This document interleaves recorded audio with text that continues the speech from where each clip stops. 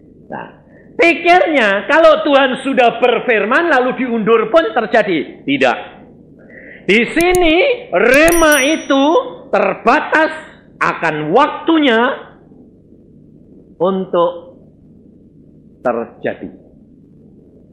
Tapi sebaliknya apa yang Tuhan lakukan kepada saya pasti digenapi. Sebabnya apa? Saya orangnya tidak mau lama-lama. Segala perkara saya berdoa. Demikian dia sudah berkata, jadi saya lakukan apapun yang terjadi. Maka pada waktu istri saya mengandung yang ketiga, anak saya yang ketiga, saya berdoa sama Tuhan gini, Tuhan, lu kok jadi mana?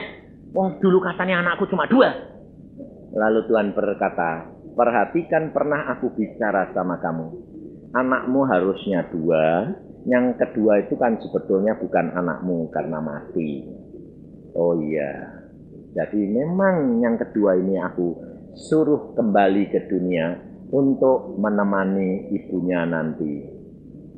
Oh ya, ngerti ya. Terus kemudian Tuhan ingatkan mimpi yang pernah Tuhan berikan. Beda anakmu yang pertama sama yang kedua ini berapa? Oh ya, 5 tahun. Oh ya, ngerti sekarang. Oh, kalau gitu anakku yang ketiga ini mesti laki. Tuhan berkata, laki. Nah, lalu istri saya berkata, namanya siapa? Samuel. Perempuan? Tidak ada. Kalau perempuan? Tidak ada. Loh, lah kan belum tentu toh kalau nanti laki atau keluar. Pasti laki. Sehingga akhirnya istri saya gini, orang kok keras sih kayak gitu. Nggak keras. Pegang firman. Lalu akhirnya anak saya ini dikandung tambah lama tambah besar. Saudara tahu besarnya itu luar biasa. Karena keluar tuh 4,6 kilo. Gedenya itu kayak anak double. Anak double itu, anak 2. Sebab dokternya bilang, ini anak kok besarnya kayak diperiksa, oh 1. Lalu dokter spesialis bilang, anakmu bis, ini perempuan. Saya bilang, dokter, laki. Dokternya sampai gini, Kak, aku ini praktek puluhan tahun. Aku ini sudah meriksa beratus-ratus orang bunting. Dan aku tuh punya alat yang bisa periksa. Ini anakmu perempuan. Laki.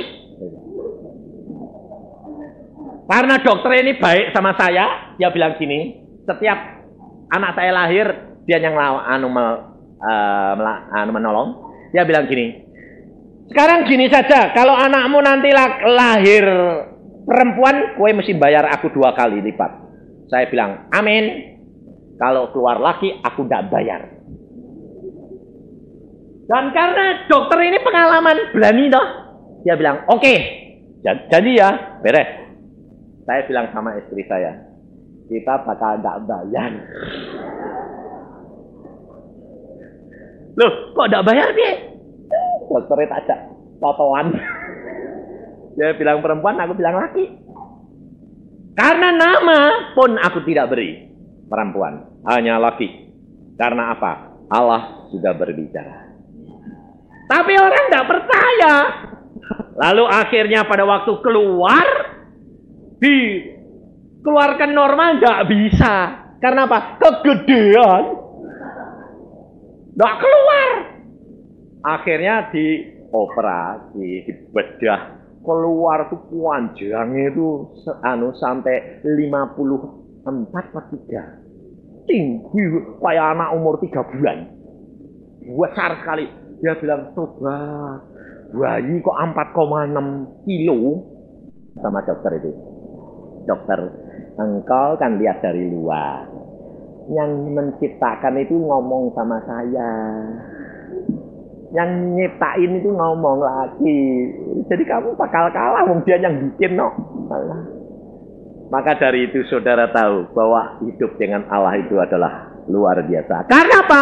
Firman Tuhan yang berkata bahwa apapun Roh Kudus yang aku berikan kepadamu, ia akan memberitahukan kepadamu perkara-perkara yang akan terjadi.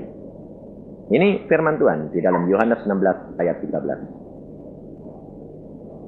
Jadi kita harus sadar di mana Roh Kudus yang berikan itu pasti. Jadi, maka belajar peka. Maka Elia berani menghadapi 450 Nabi Baal. Dan dia mengorbankan korban itu tanpa api. Tetapi dia berteriak kepada Allah. Karena kalau Allah sudah menyuruh, kamu dan saya dapat klaim. Maka dari itu yang dipentingkan adalah Allah berbicara secara pribadi kepada saudara dan saya. Dan itu pegang, apapun boleh terjadi, engkau pasti mendapatkan. Lalu yang kedua kita belajar adalah ayat 41. Kemudian berkatalah Elia kepada Ahab, pergilah, makanlah dan minumlah, sebab bunyi derau hujan sudah kedengaran. Lalu Ahab pergi untuk makan dan minum, tetapi Elia naik ke puncak gunung Karmel, lalu ia membungkuk ke tanah dengan mukanya di antara kedua lututnya. Setelah itu ia berkata kepada bujangnya, naiklah ke atas, lihatlah ke arah laut. Bujang itu naik ke atas, ia melihat dan berkata, tidak ada apa-apa.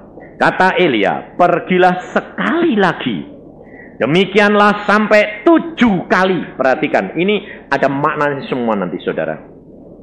Pada ke-7 kalinya berkatalah bujang itu, wah, awan kecil sebesar telapak tangan timbul dari laut. Lalu kata Elia, pergilah katakan kepada Ahab, pasang keretamu dan turunlah. Jangan sampai engkau terhalang oleh hujan. Maka dalam sekejap mata langit menjadi kelam oleh awan badai. Lalu turunlah hujan yang lebat.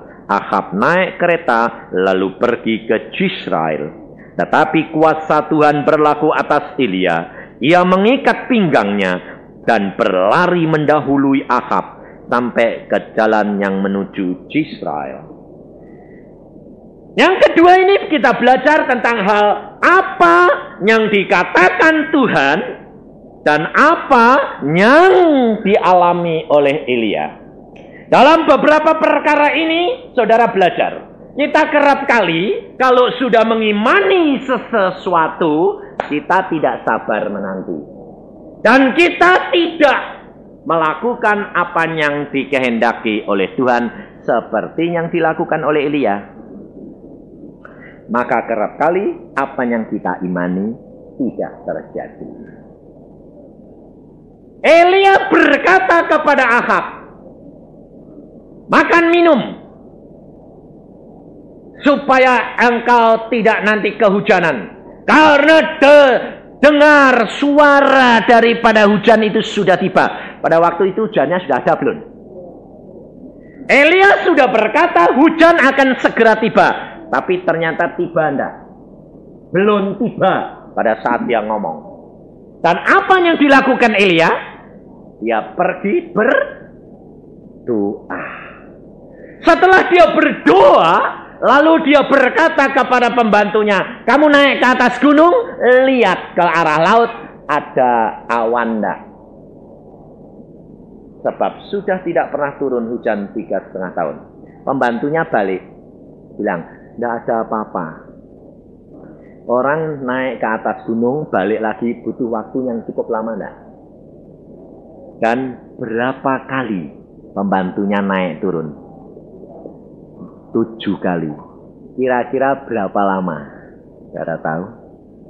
Elia, orang yang diurapi oleh Allah, Allah sendiri yang berkata, Elia membangkitkan orang. Apa yang dikatakan Elia mesti terjadi. Kenapa? Perkara hujan ini tunggu sampai membutuhkan waktu. Dan bahkan pembantunya ini naik turun gunung 7 kali. Ini ditulis sebab saudara dan saya supaya belajar rahasianya, berhasilnya setiap rema yang engkau terima. Kalau engkau sudah terima rema daripada Tuhan, engkau sudah berkata, jangan engkau lengah. tetapi lakukan apa yang dikatakan, yang ditulis ini seperti Elia. Dia berdoa menantikan kejadian yang dikatakan itu nyata. Dan dia pada waktu berdoa, dikatakan oleh pembantunya, tidak ada apa-apa. Dia berdoa lagi. Satu, iman. Iman adalah percaya akan apa yang Allah firmankan kepada kita. Kedua, butuh ketekunan. Meskipun secara jasmani belum kelihatan, tetapi tetap bertekun dalam iman percayanya. Ketiga, butuh waktu. Ada batas waktu yang Allah sedang rencanakan. Elia tidak tergesa-gesa, dia tetap berdoa sampai perkara ini akan terjadi. Dan dia tidak tergoyahkan apapun yang terjadi. Karena Elia sudah punya pengalaman dengan Allah. Kalau saudara menghadapi masalah dalam keluargamu, ibu-ibu tidak boleh lalu putus asa, lalu menerima segala sesuatu seperti, ya memang aku harus tunduk, aku harus kalah. Tidak. Memang tunduk. Tetapi kamu punya iman, katakan Tuhan dalam nama Tuhan Yesus, dia harus berubah. Mesti berubah. Jangan putus asa.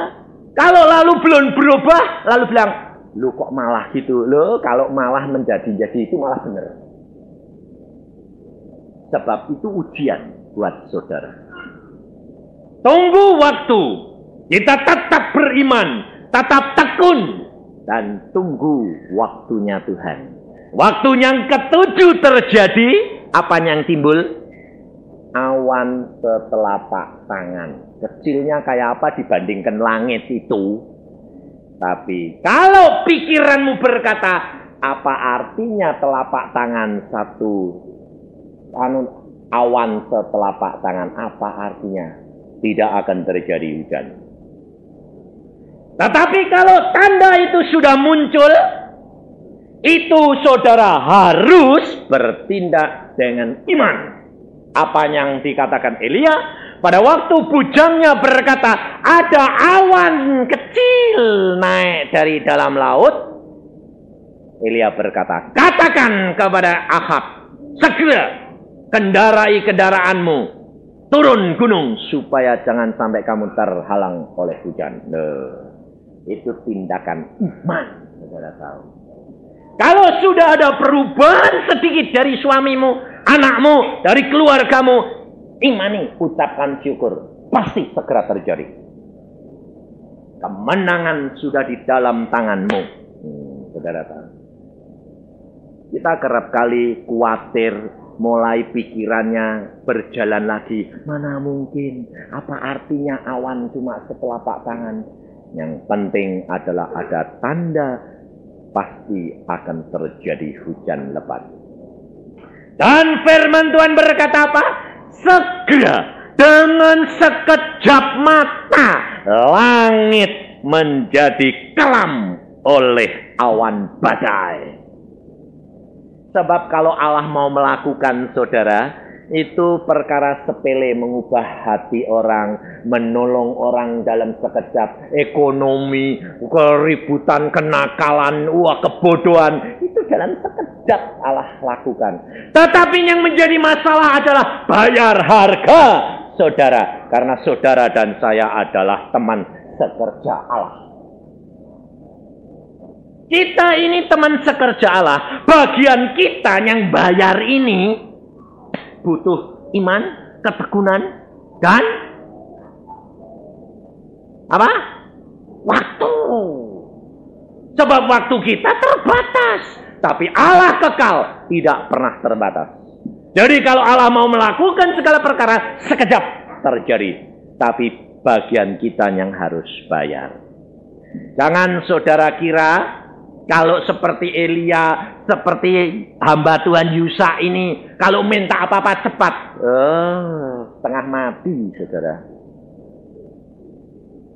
Saudara selalu ngomongnya selalu gini, ya kalau kayak Pak Yusa ya enak. Itu kan ngomongmu. Saudara tahu rahasianya begini. Kalau saya berdoa untuk orang lain, cepatnya luar biasa. Tuhan langsung jawab. Tapi kalau saya berdoa untuk saya sendiri, tidak dijawab-jawab. Kenapa? Sebab ukuranmu bukan ukuran saya.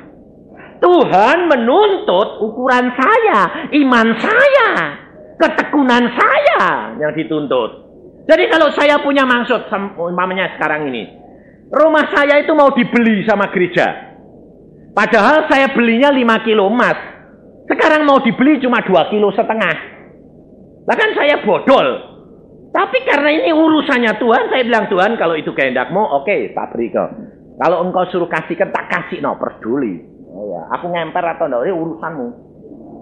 Nah, ya, di ejek orang ya, kamu yang malu, bukan saya. Saya itu orangnya gitu. Tapi saudara tahu, sampai sekarang Tuhan belum jawab. Saya berdoa Tuhan, ini bener enggak daripadamu? Sebab anak-anak Tuhan yang di gereja itu bilang, kita sudah yakin dan Tuhan sudah bicara, itu pasti Pak Yusa. Loh, tapi Tuhan belum ngomong sama aku kok. Saya bilang, oh aku yang punya rumah ya Tuhan mesti ngomong be aku. Aku bilang itu gak ada model deh ngomong be kue, pokoknya enak kue ya. Loh ya betul tak ya dah? Oh, aku yang punya rumah ya Tuhan mesti ngomong be aku. Mosok ngomong be kue, itu tak kasih no kue. Lah gak lucu saya bilang. Tapi Tuhan tuh belum ngomong. Aneh enggak? Dan saya berdoa, apa yang saya katakan? Tuhan, aku tahu engkau sudah dengar doaku. Tetapi aku harus menunggu waktu dan saat engkau mau berbicara.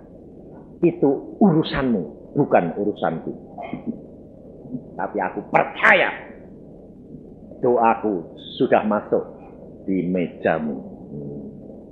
Ini loh saudara yang penting. Karena apa? Karena saya itu sudah lihat bagaimana caranya Tuhan ini menerima doanya anak-anak Tuhan. Tidak ada satu yang terlewat doa anak-anak Tuhan. Saya dibawa ke sana lihat. Tuhan Yesus duduk di meja-mejanya dari batu marmer luar biasa mengkilapnya. Tuhan bilang, sini Yusa, kamu lihat ini. Meja itu besarnya 1,5 meter kali 2 meter. Bagus. Tapi tidak ada kaki gantung. Tak incang ini kok meja kok tak gini kok ndak amblek, tapi kok gantung. Saya bilang, nah Tuhan, saya bilang, ini meja apa sih Tuhan? Nanti sudah tanya-tanya, lihat yang masuknya loh. Lah kertas itu plung. Tak pikir dari mana kertas ini kok masuk dan tersusun rapi, saudara. Doa Tuhan bilang, ini doanya anakku seluruh dunia. Terus datang sendiri gini Tuhan, kayak kompleks gitu. Dia berdoa terus ada yang nyatet. Ya, di surga itu ada kertas loh. Jangan bilang tidak ada kertas. Ngawur, weh. Di sana itu ada kertas loh. Tapi bukan kertasnya kayak sini, bukan. Sebab ada hamba Tuhan dibawa ke sana, dia diambilkan kertas sama Jibrail. Hamba Tuhan ini Jibrail gambar tentang kedatangan Tuhan. Terus kertas ini dibawa sama hamba Tuhan itu. Dan hamba Tuhan ini bilang gini, Jibrail, ini boleh saya bawa ke dunia ya? Bawaan, dibawa ke dunia, ditunjukkan sama istrinya. Ternyata di surga itu ada kertas. Dan istrinya bilang, lah si gambar apa? Jibrail. Tapi kertas itu kalau kena sinar matahari, jadi abu. Hilang. Saya lihat sendiri, memang ada kertas. Makanya pada waktu saya baca gitu, oh bener, ono kertas, wong aku yang delok. Wong malah aku sing turut nyortir karena Tuhan bilang gini, kamu lihat sini, saya bilang. Lalu saya duduk ini. Ini apa sih Tuhan? Doanya orang-orang percaya. Masuk. Lalu bilang, lah segini banyaknya ini nyortir piye Tuhan? Oh, aku lain sama kamu. Tapi coba kamu saya kasih pengalaman seperti yang aku alami. Lalu Tuhan berdiri, lalu Tuhan berkata, sekarang kamu yang di situ, kamu terima itu surat kertas. Masuk itu, ini otomatis saudara. Ada roh ini bilang gini, oh ini sini, oh ini sini, ini. Cepet. Loh, kok 3 bagian? Doa yang ditolak, doa yang dipertimbangkan, doa yang segera dikabulkan. Loh. Wah. Lalu saking saya kesengseme, kursi ini tak linggei. Wah, seneng. Wah, ini doa yang ditolak. Ini doanya wong Kristen ngawur ini aku. Out. Waktu Tuhan sudah datang, saya bilang, Tuhan, memang luar biasa Tuhan. Jadi setiap doa anak-anakmu ini masuk Tuhan. Apapun yang didoakan, biarpun engkau tolak, Tuhan berkata masuk. Sebab dia minta di dalam namaku. Yesus berkata. Tapi doa yang tidak menurut ini tak buang, tapi tetap masuk mejaku. Waduh, saya bilang, engkau itu bijaksana dan rendah hati. Saking kesengseme gitu saya bilang, hebat ya Tuhan, hebat. Tuhannya tidak jawab malahan. Dulu nih ngomong malah tidak ngomong, cuma mesem. Lihat aku ini gini. Lah saya jadi bingung loh. Loh Tuhan gak ngomong kok diem aja. Mesem terus. Sebabnya kursi ini tak dudui. Terus aku sih sadar, oh ya maaf ya Tuhan, ampun ya Tuhan, aku kurang ajar. Kursimu kok tak dudui, engkau raja kok yang berdiri, aku yang hambamu kok yang duduk. Lalu Tuhan bilang, baik, kamu bisa mengerti. Saudara tahu rendah hatinya. Lalu bilang, silakan duduk Tuhan, Tuhan duduk. Tuhan berkata, ngerti? Setiap doa anak-anak Tuhan masuk. Dan jangan kamu takut, jangan kamu khawatir. Kalau doamu tidak dijawab, itu belum tentu ditolak. Kalau doamu ditolak, Roh Kudus pasti memberitahu engkau bahwa engkau berdoa salah. Karena engkau berdoa menurut kepentinganmu sendiri dan nafsumu sendiri. Tapi kalau kamu berdoa menurut aku, maka Tuhan berkata, belum tentu kalau engkau tidak jawab. Kalau belum dijawab berarti engkau harus tunggu waktunya. Tekuni terus, imani bahwa apa yang engkau harapkan pasti diberi oleh Yesus. Tetapi kalau Allah melihat bahwa doamu ini urgen, Allah segera lakukan, karena dia tidak pernah terlambat menolong anak-anaknya. Kalau engkau sudah punya pengalaman pribadi dengan dia seperti yang saya alami, kau tidak bakal dapat meninggalkan Yesus. Karena Yesus sangat mengasihi saudara dan saya. Luar biasa. Allah menjawab Elia karena dia tahu Allah harus membela namanya. Manusia Elia adalah manusia kita sama, saudara. Tetapi apa yang dilakukan Elia adalah contoh buat kita. Tekun dalam setiap doa dan percaya kita. Allah sanggup lakukan segala perkara. Engkau tidak usah takut. Elia berkata kepada Ahab, kamu segera naik keretamu, kendarai cepat ke Jezreel. Cepat Elia atau cepat Ahab? Hah? Kenapa? Elia naik apa? Loh, Elia naik apa? Dia naik kakinya, saudara tahu. Tidak naik kuda. Ahab naik apa? Naik kuda. Kenapa cepat Elia? Elia ngebut dengan Tuhan. Loh, saya pernah ditegur orang, Pak Yusa, kamu kalau naik mobil kadang-kadang kok ngebut itu, mana ada Alkitab ngajari orang ngebut? Saya bilang ada. Elia ngebut toh. Balapan mbek kuda yang menang Elia. Hah? Mana ada? Bacaan ayat 46. Tetapi kuasa Tuhan berlaku atas Elia. Ia mengikat pinggangnya dan berlari mendahului Ahab sampai ke jalan yang menuju Israel. Elia lari ya. Lari cepat mana kuda sama larinya orang? Harusnya cepat kuda. Cepat mana sama Elia? Elia itu sudah tua atau masih muda? Tua. Lari cepat turun gunung. Nggak, kurang ajar itu. Nggak ngebut. Nggak menentang bahaya. Kejungkel diludung nggak? Loh, menentang bahaya apa enggak? Kenapa Tuhan biarkan? Saudara tahu, Allah itu mau menunjukkan di dalam aku segala perkara aku sanggup lakukan, asalkan engkau menyenangkan hatinya Allah. Tidak akan kalah cepat sama kuda. Biarpun kamu pakai kuda, aku jalan kaki. Kalau Allah mau, dalam sekejap dia ngebut, dia lebih cepat. Karena apa? Karena Allah kita adalah Allah yang maha kuasa, sanggup lakukan segala perkara bagi orang yang percaya. Amin. Mari kita berdoa.